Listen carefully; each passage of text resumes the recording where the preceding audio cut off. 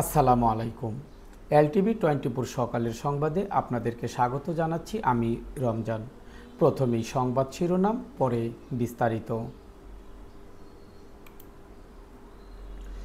রাজধানীর জেনেভা ক্যাম্পে দুপক্ষের সংঘর্ষে নিহত এক। দর্শক, শুনছিলেন সংবাদ শিরোনাম, এবারে বিস্তারিত। রাজধানীর মোহাম্মদপুরের জেনেভা ক্যাম্পে দুই পক্ষের সংঘর্ষের সময় ককটেল বিস্ফোরণে মোহাম্মদ জাহিদ 20 নামের এক তরুণ নিহত হয়েছেন। বৃহস্পতিবার 23 অক্টোবর ভোরে এই ঘটনা ঘটে। স্বজন ও হাসপাতাল সূত্রে এ তথ্য জানা গেছে।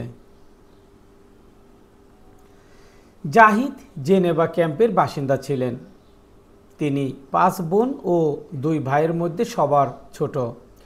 রাজধানীর কল্যাণপুরে মোবাইল সার্ভিসিংয়ের একটি দোকানে কাজ করতেন তিনি। নিহত তরুণের ভগ্নিপতি রবিন হোসেন বলেন, ভোরে জেনেভা ক্যাম্পের ভেতরে দুই পক্ষের মধ্যে মারামারি চলছিল। সে সময় জাহিদ বাসা থেকে বাইরে বের হন।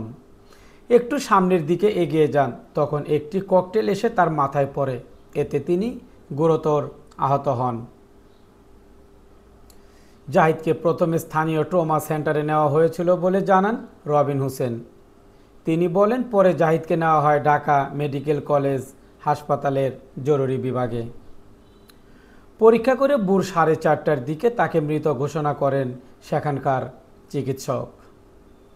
ঢাকা মেডিকেল কলেজ হাসপাতাল পুলিশ ফাঁড়ির ইনচার্জ পরিদর্শক মোহাম্মদ ফারুক হোসেন বলেন, ময়নাতদন্তের জন্য লাশটি হাসপাতালের মর্গে রাখা হয়েছে এবং বিষয়টি সংশ্লিষ্ট থানাকে জানানো হয়েছে। দর্শক, এই ছিল সকালের সংবাদ। দুপুরের সংবাদ শোনার আমন্ত্রণ জানিয়ে বিদায় নিচ্ছি। আল্লাহ হাফেজ।